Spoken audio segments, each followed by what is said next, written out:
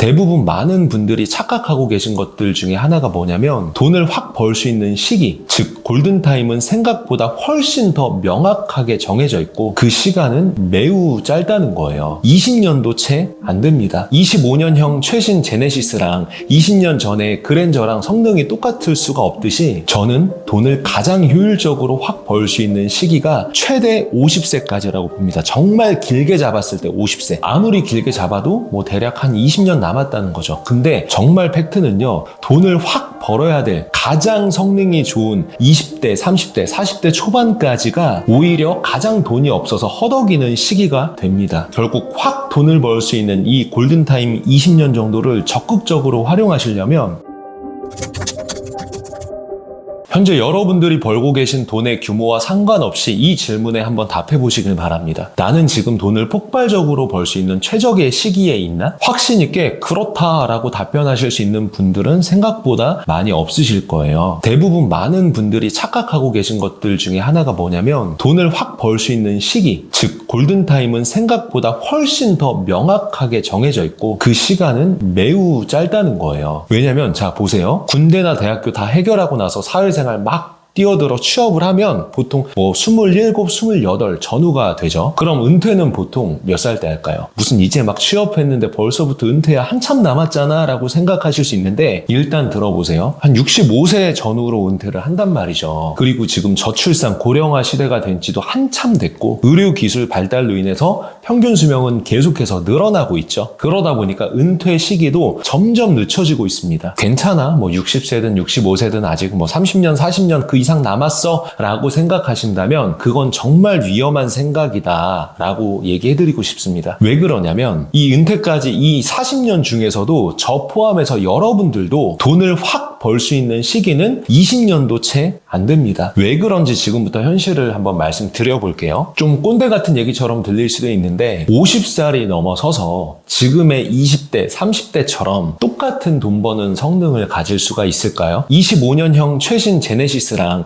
20년 전에 그랜저랑 성능이 똑같을 수가 없듯이 저는 돈을 가장 효율적으로 확 벌 수 있는 시기가 최대 50세까지라고 봅니다. 정말 길게 잡았을 때 50세. 아무리 길게 잡아도 뭐 대략 한 20년 남았다는 거죠. 근데 그 20년조차도 그냥 뭐 의식의 흐름대로 그냥저냥 치열하게 살지 않으면 어떻게 되냐면요. 현재 20대, 30대의 그냥 일반적인 그냥 이 플로우에 대해서 제가 말씀드려 볼게요. 보통 20대 후반에 취업을 해서 월급을 한 200 중반 정도부터 시작을 한다고 보고 월 100만 원씩 저축하기라는 이상적인 계획을 세웠다고 한번 봅시다. 하지만 이 계획은 내가 결혼을 하고 자녀가 생기면서 이 계획이 산산조각 나기 시작합니다. 제가 여지껏 이 업을 10년 정도 하면서 수많은 20대, 30대 수백 명을 만나봤을 거 아니에요. 대부분 99.9%가 다 그렇습니다. 평균적으로 취업하고 나서 한 7, 8년 후 이제는 경기가 어렵다 보니까 결혼 시기도 점차 늦춰지고 있고 한 35 전후로 보통 결혼을 많이 하게 되죠. 여러분이 그때까지 월 100만 원씩 정말 악착같이 8년을 모았다고 해도 1억이 채 안 됩니다. 1억이면요 수도권에 뭐 전세는커녕 내 집 마련할 수 있는 그 시드조차도 안 된다는 거예요.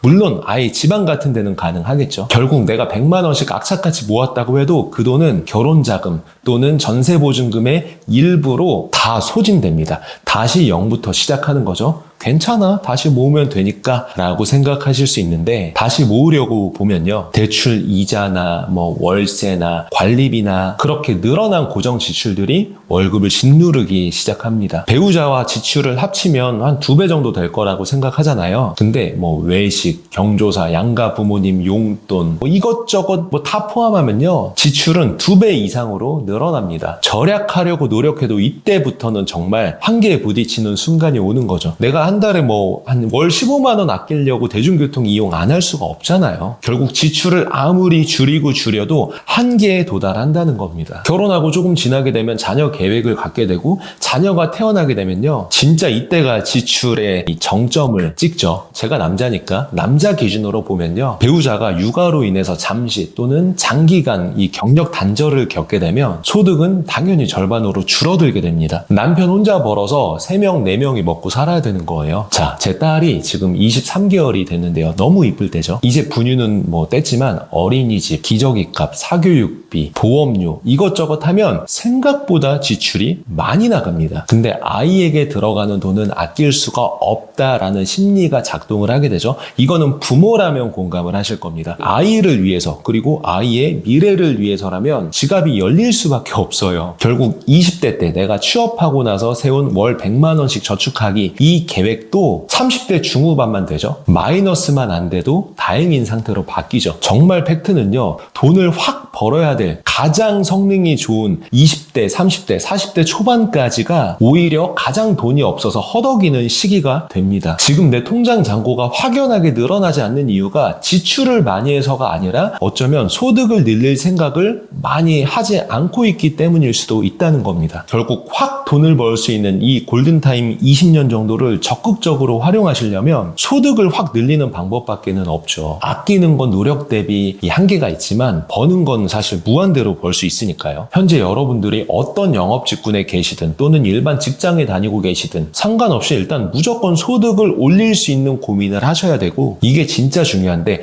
여러분 가장 가까운 사람들 중에서 뭐 영업을 하든 사업을 하든 장사를 하든 상관없습니다. 가장 가까운 사람들 중에 10명이 월 1,000만 원을 벌고 있는지 아닌지 이거를 확인해 보시면 됩니다. 만약에 없다 그러면 환경을 바꾸시는 것도 방법 중에 하나가 될 수도 있습니다. 사실 유일한 방법이라고 저는 생각합니다. 그런 쪽으로 고민은 정말 가득하지만 뚜렷한 대안을 못 찾고 계신 분들은요. 제가 고정 댓글에 링크 하나 남겨뒀으니까요. 클릭하고 들어오셔서 제가 올려놓은 영상도 같이 시청을 해보시면 아마 많은 도움이 되실 거라고 생각합니다. 영상 끝까지 봐주셔서 감사합니다. 고정 댓글부터 확인해보세요.